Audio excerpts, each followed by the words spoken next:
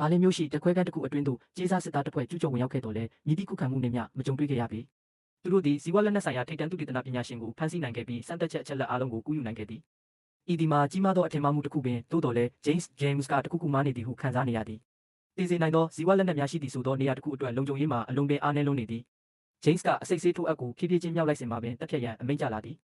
ရက်လိုက်ပါတော့ကျေးဇူးပြုပြီး Professor ၏နောက်ဆုံးစကားများကသူ၏တန်တရားများကိုစတင်တက်တည်ပြလိုက်သည်ငါရဲ့အချက်လက်မိတ္တူအားလုံးကိုလုံခြုံရေးတစ်တာထဲမှာထည့်ထားတယ်မင်းမှာအတိတရားရှိသေးရင်အဲ့ဒါကိုသွားယူလိုက်ပါထူးခြားချက်များရှိနေတော့လဲ James သည်အမိန့်တိုင်းလိုက်နာကမိလောင်မှုအတူပြုလုပ်ပြီးသူ၏အဖွဲ့နှင့်အတူဆုတ်ခွာခဲ့သည်သို့တော့သူတို့၏ထွက်ပေါက်လမ်းကြောင်းပေါ်တွင်ရဲတပ်ဖွဲ့အင်အားလုံးရင်းကအတိအကျစောင့်ကြိုနေသည်ကိုတွေ့လိုက်ရသည်ပြင်းထန်သောပြစ်ခတ်မှုချက်ချင်းဖြစ်ပွားခဲ့သည်လူအင်အားမများသဖြင့်စစ်သားစုမှအသေးအတန်ဆုတ်ခွာခဲ့ရသည်ကပတိန် Mike ပေါင်တွင်တနက်မှန်သွားပြီးအဖွဲ့ဝင်တအူဖမ်းဆီးခံလိုက်ရသည်မစ်ရှင်၏လှုပ်ဝက်ချက်ကိုကာကွယ်ရန်အတွက် Mike သည်ဖမ်းဆီးခံရသောသူ၏ရဲဘော်ကိုကိုယ်တိုင်ပင်ရက်ဆက်စွာတပ်ဖြတ်ခဲ့သည် James သည်အခွင့်အရေးရရန် flashbang အလင်းပုံးတစ်လုံးပစ်ကဒဏ်ရာပြင်းထန်သော Mike ကိုဆွဲထုတ်ပြီးမြစ်ထဲသို့ခုန်ချခဲ့သည်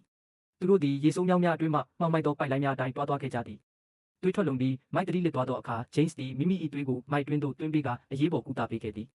တင်းသည် Marine တပ်ဖွဲ့တွင်နှစ်ပေါင်းများစွာအတူတကွရှင်တန်ခဲ့ကြသည့်တန်ရောစင်ပင်ဖြစ်သည်ဒဏ်ရာဟောင်းများပြန်လည်လာကျင်လာတော့လဲ James သည် Mike ကိုအချက်လက်များနှင့်အတူအရင်လွတ်လိုက်ပြီး24နာရီအတွင်းဟိုတယ်တစ်ခုတွင်ပြန်ဆောင်ရန်သဘောတူခဲ့သည် James နာလန်ထူပြီးဟိုတယ်သို့ရောက်ရှိလာချိန်တွင်ရိတ်ခါများရှိနေတော့လဲ Mike ကိုမတွေ့ရတော့ပေမင်းပင်မှာလဲဟသူသည်အထက်လူကြီးထံဖုန်းဆက်တော့အခါ Mike တည်ဆုံသွားပြီဟုသောတုံ့လောက်ဖွယ်သတင်းကိုကြားလိုက်ရသည်သူဝမ်းနည်းပူဆွေးမှုကိုပင်မဖြေဖြောက်နိုင်သေးမီအဖွဲ့အစည်းကသူ့ကိုအခြားကယ်ဆယ်ရေးနေရာသို့တွားရန်တိုက်တွန်းခဲ့သည်ထောင်ချောက်ဖြစ်နိုင်ကြောင်းရိပ်မိသဖြင့် James သည်ဒီနေရာအတူတစ်ခုကိုပေးလိုက်သည်သူဖုန်းမချခင်မှာပင်ကယ်ဆယ်ရေးအဖွဲ့ဟုဆိုသူများသည်ထိုနေရာအတူသို့ရောက်ရှိနေပြီဖြစ်သည်သူတို့သည်သူ့ကိုကယ်တင်ရန်လာခြင်းမဟုတ်ဘဲအစဖြောက်ရန်လာခြင်းဖြစ်ကြောင်းရှင်းလင်းသွားခဲ့သည်ထိုအဖွဲ့၏အမြင်ကွင်းအတွင်းသို့ရောက်သွားသဖြင့် James သည်လက်ရန်ကိုကြော်ကမြစ်ထဲသို့ပြန်လည်ခုန်ချခဲ့သည်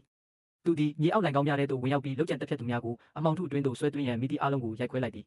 သူသည်သူတို့ကိုတဦးချင်းစီလိုက်လံနှိမ်နင်းခဲ့သည်သို့တော့တေဆုံးသွားသောလူသက်သမားတဦး၏အိတ်ကပ်ကိုရှာဖွေကြည့်သောအခါသူကြောင်သွားခဲ့သည်မှတ်ပုံတင်များအရာသူတို့အားလုံးမှာ American Marine တပ်သားဟောင်းများဖြစ်နေကြသည်ငါတောင်းပန်ပါတယ်သူတို့ကငါတို့ကိုလူအသက်တွေကယ်ရမယ်လို့ပြောခဲ့တာကိုလူအချင်းချင်းပြန်တက်ရမယ်လို့မပြောခဲ့ဘူးသူ၏မျက်ကမ်းမျိုးချစ်စိတ်နှင့်ဂုဏ်သိက္ခာကိုဘေးဖယ်ထားက James သည် Professor ၏နောက်ဆုံးဗီဒီယိုကိုရရှိရန်ကြိုးစားခဲ့ပြီးထိတ်လန့်ဖွယ်အမှန်တရားကိုဖော်ထုတ်နိုင်ခဲ့သည်